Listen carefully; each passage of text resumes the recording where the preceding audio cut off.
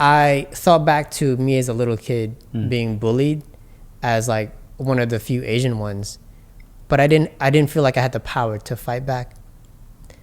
Although I did in a lot of ways, but I never felt like I could overpower. Lucky Boys Podcast. Is this good for the economy? Is this good for? Are we making money?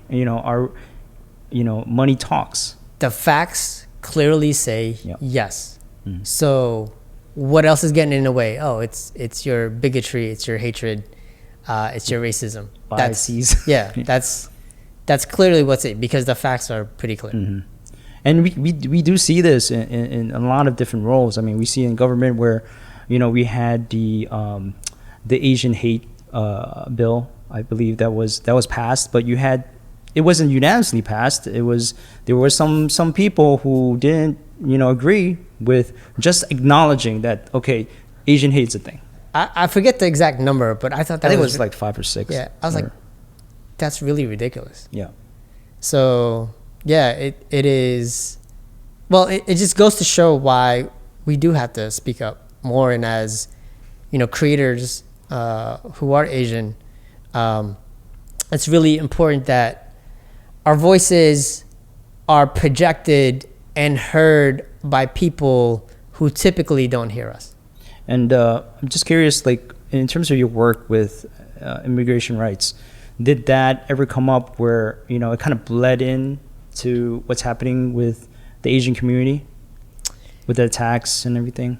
Right. So there's almost 2 million Asian undocumented immigrants. 2 million. Wow. You can go to just in New York or just worldwide? No, I mean not worldwide, but in the U.S. Yeah. So you can go to aapidata.org. I think it's .org, and you'll see the stats there. But there's I believe 1.7 million. Right.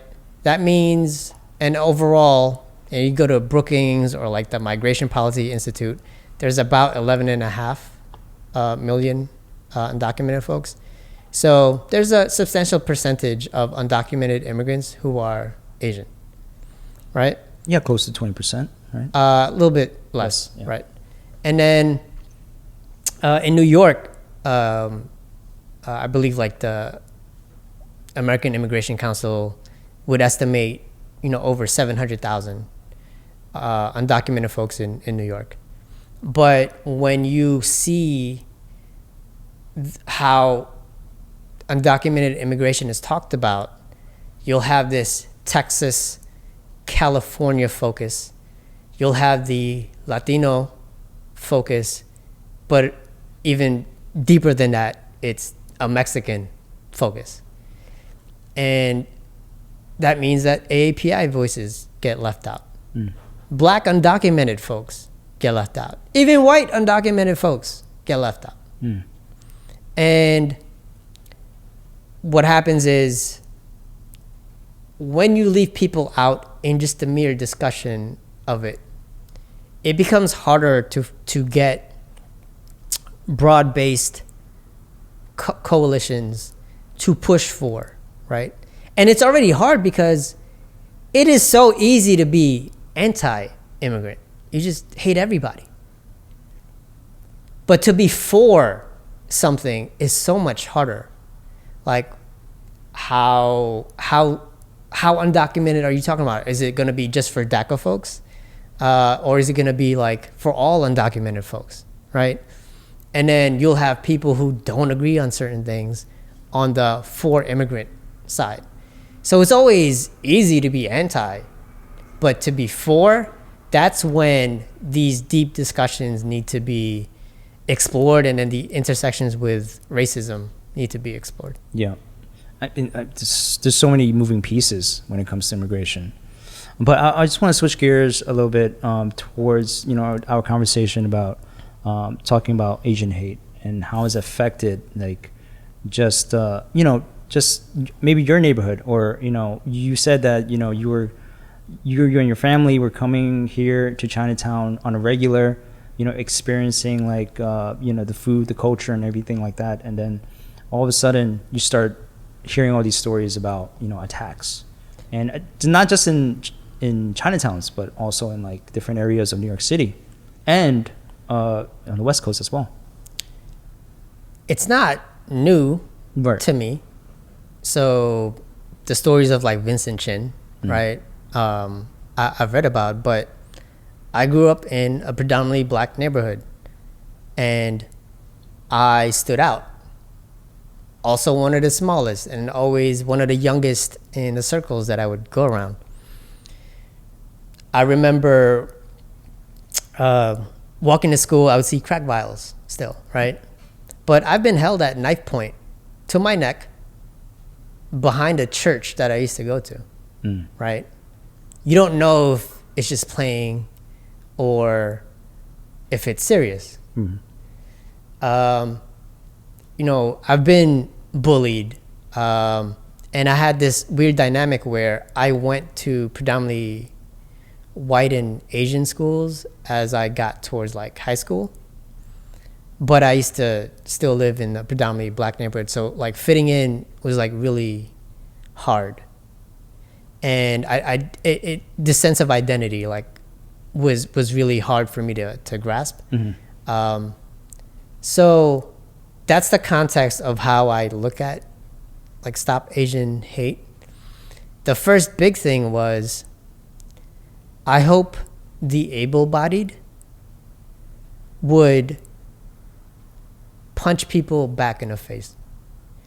Like, I thought back to me as a little kid being bullied as like one of the few Asian ones, but I didn't feel like I had the power to fight back. Although I did in a lot of ways, but I never felt like I could overpower. So when I saw the videos most recently, my first instinct is like, again, for the able-bodied ones, right? Why didn't you hit him back? Why didn't you like tear their head off? Because that would have been the reaction that I had. Because I've had that reaction before of people who picked on me. Right. And essentially, these are bullies, right? Yeah. And then I've been bullied when I was younger, but because I felt the exact same way, where I didn't feel like I had the power to overpower the assailant. But now it's kind of different, where I've been going to the gym for like 5 years, 10 plus years. That's a huge time difference, but more consistently in the recent years. But just, I'm a different person now than when I was younger, and I know that I can protect myself and protect people who cannot protect themselves. But there's also that fear that you're risking your life for a stranger. You're right, and that's a good point. But at that moment, I see someone taking my life, and I have seen systems take my life, and all of that anger is inside of me, right? And I know this for sure because someone tried to jump. Well, no, not someone. 3 people jumped me when I was going home in my cramped attic late at night, and they came at me from behind. I knew something was up, so I made some noise, but I fought them off. But instead of like going to run for help, I chased them down. And they were running away from you. Yeah, I literally I picked up whatever I could see, and I chased them down for a few blocks because I wanted to destroy them. And I don't know if it means like having to have experienced so much loss and like disappointment. But when I saw those videos, I kept thinking of the times where I've been attacked, and the time when you fought back and fought back, and I'm like, go get him. Like you're it looks like you're able-bodied enough. Go get him and teach this person a lesson, but also teach others a lesson, and maybe assert that power that we've seen stripped away from the Asian community like for far too long. And then I'll peel back on a more macro level view of Stop Asian Hate. in a lot of my work in tech, Asians, the AAPI community is overrepresented in all aspects of technology, except for one. Is it, when you're saying overrepresented in tech, are you talking about Being employed. Right. Asians here in the U.S. or Asians from abroad? So- because there's a lot of Asian people in tech, but a lot of it's outsourced. And That's a good point. Yeah. So I'm going to talk about this country, right? But they're overrepresented in tech, right? Except for one general area, leadership roles. They don't ascend to management roles. C-level. Yeah. They're not in the C-suites. Go through a big company websites, go through the board of directors, go through the C-suites, and you won't find the same proportion. So for me, that there's some underlying hatred towards the AAPI community when you can be overrepresented in entire industries on the lower levels, but no, like you can't ascend this high. the upper echelon. Yeah. Do you think, because that's interesting that you say that, because a lot of tech companies are actually founded by Asian people, like Yahoo, like YouTube. These tech companies were co-founded or founded by Asian people. And I'm just curious, like, what do you think about that? That, you know, we have founders that are Asian, but then C-level, let's say like in sales or marketing, we don't see that representation. So I think that those are going to be the extreme cases, right? And They're outliers usually. we tend to celebrate the extreme cases. Mm-hmm. I'm more concerned about, well, most people, that would be the middle, right? If you look at a typical bell curve, right? So we tend to create policies for the extremes. We celebrate the extremes. But no, I want more Black and Latino talent in tech, right? So let's get more of that representation. I want more AAPI folks to ascend to leadership roles. So where are your executive mentoring programs? Where's your management training programs for the folks who are already there? And yeah, it's great that we have representation. I remember this tweet that had this long list of AAPI founders. That's great. That's also the exception. Oh, that was like the argument to not seeing Asian representation in the C-level. And basically, okay, here's a list of all these founders and technologists out there. Yeah, like that's and a lot of founders, do like end up exiting, right? Mm-hmm. And they don't have that day-to-day responsibilities to sort of oversee how the rest of the company operates. But yeah, we can't just look at it. Can't be like founders and then like entry level. Mm-hmm. There's a lot of room in between, and the more we have leadership that represents what the country looks like.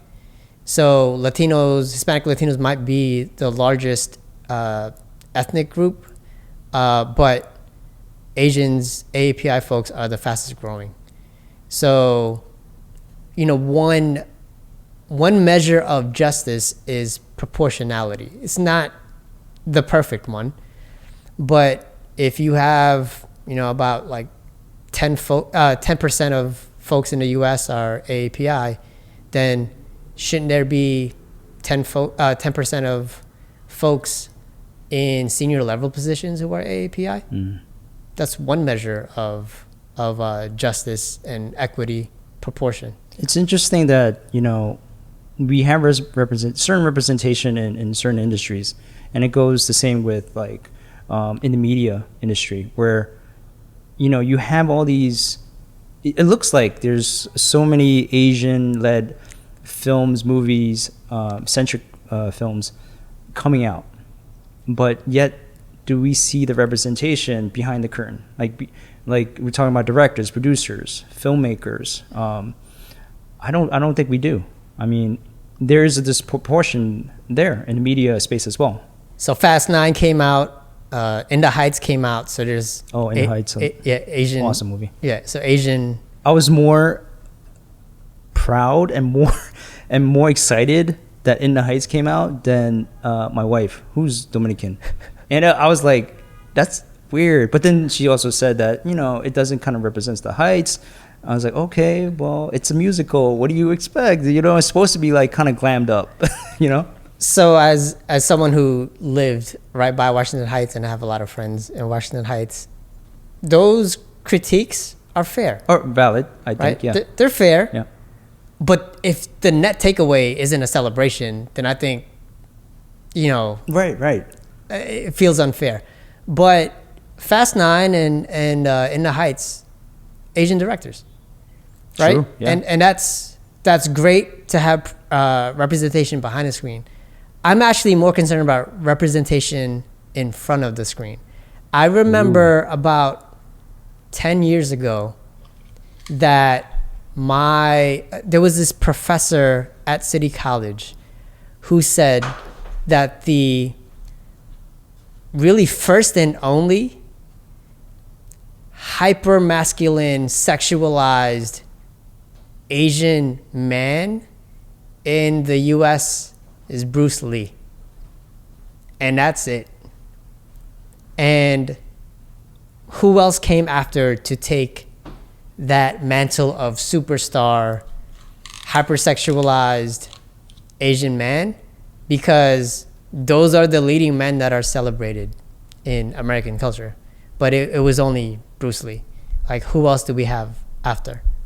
I'll take it back to Romeo Must Die. So Jet Li, Aaliyah, huge R&B fan. So I was a fan of Aaliyah's. I was super excited to see that movie. Yeah, right. and Jet Li just seeing an Asian man on screen lead. So in reading the backstory on that, there was a scene where they kissed, and it never made it. They actually shot the scene of them kissing. Because when it was tested, the crowd did not react well to it. So it never made it on screen. I can't help but think of what that could have done to Asian men in Hollywood. Right? But that was taken out. There's a lot to unpack there, because from what I understand from just statistics and just reading in terms of data on dating sites, that Asian men and black women were the least desirable. Yes. And I find that interesting that they cut that scene out, Well, at the time, dating sites weren't. Oh yeah, right. They weren't prevalent there then. Yeah.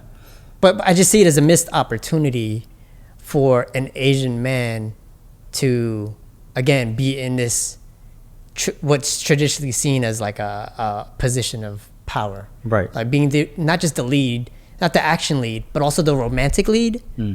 That's different, right? That's when you'll start to, I guess, get near like Bruce Lee status. But we haven't had that, and that's what I'm looking for. Like, I know, we've seen Crazy Rich Asians, but that's not enough. So you're saying that we need more representation in front of the screen. I think in front is the problem. More than behind the scenes. That's interesting, because I see it as the more representation we have behind the scenes, like writers and directors and producers, that's when you get the creation of more representation in front of. So I see that too, Yeah. right? That would be the logical way. I'm a little impatient here. Hurry up and get some like Asian male leads out there, and then I get that, Yeah. but then that's when you come across with like caricatures. That's true, Because you have like people who are using basically their voices and our faces, and they're not a true representation or a six. It's not a holistic representation of an Asian person. That is totally fair, and I'm probably advocating for this shortcut that may not be good Yeah. in the long run, but it sort of feels like there needs to be this moment where do you remember the Latin explosion of like the early 2000s? The Latin no. Ricky Martin, J-Lo. Yeah. Okay. That pop culture, right, dominated American culture. True. Where's that moment for Asians? That's what I'm seeking towards. The dominating period Yeah. for Asian Americans. Yeah. I think it's still evolving. I think when like all these movies coming out, Snake Eyes, Shang-Chi, people are talking that, oh wow, they have all these movies coming out. Even though there are criticisms because of it's a kung fu movie, it's a martial arts movie, it's stereotypical, whatever the case may be. But it seems like these are more like a well-crafted, well-rounded representation, story-based Asian stories, and have Asian leads. Olivia Rodrigo, beautiful, talented, also part Filipino. Oh, I didn't know that. Exactly. Wow. Right? Yep. Her, right, who is one of my favorite artists, extremely talented, multi-Grammys, not even 24, I believe, right? Black and Filipino. And who? Her? Her. Okay. Right. And, seeing them ascend brings a sense of pride. It also, again, makes it clear that representation does matter. What's the BTS is a different element, right? But as far as like getting the hold of American pop culture, where's the Asian man corollary to like the Aquafinas of the world, right? Right.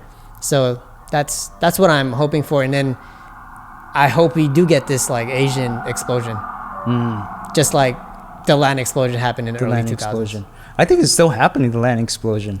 I think it's a resurgence. Yeah. It feels like a resurgence, but that late 90s, early 2000s, like you couldn't escape Ricky Martin or like J-Lo. Like, right. That's true. I'm optimistic. I think this year, this year I feel like there's gonna be some great things coming out from the Asian community. I think that there always has been. Yeah. It's the Lucky Boys podcast, right? Thank you very much. Yeah, so it is great to see Asian creators. I want them amplified by folks who aren't Asian. I've spent a career literally amplifying Black and Latino talent, whether it's tech or like just talent in going to colleges and universities. And I want that in return. Like, I'm not expecting that in return, but I want the country to amplify and celebrate Asians beyond like the stereotypical things, right?